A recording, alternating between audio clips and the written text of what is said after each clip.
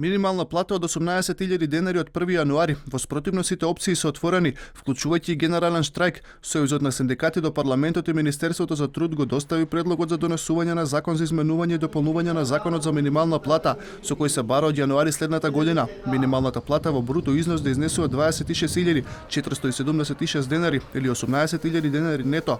Во предлогот се бара и висината на минималната плата да не може да биде пониска од 60% од просечната исплатена месечна нето плата по вработен во последните 3 месеци. Очекуваме што е тоа што ќе се случи во наредниот период, за да го изразиме своето задоволство или не дај Боже незадоволство и тука ги вклучуваме сите мерки на синдикална активност, изразување на незадоволство, доколку не се случи тоа, вклучувајќи го и правото на организирање на генерален штрајк.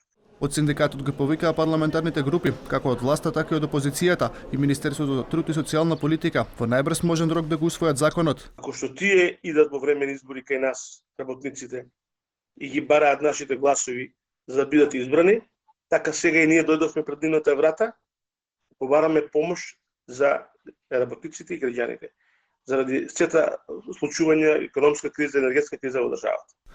Дел од претеничките групи останаа недостапни за коментар, дел пак велат дека преговорите меѓу власта, синдикатите и бизнис заедницата се уште се отворени. Според неофицијални информации од мнозинството во собранието, по планот на власта за временската рамка за овој закон е да важи од април, додека за недела на работен ден најавуваат гласање уште идната недела.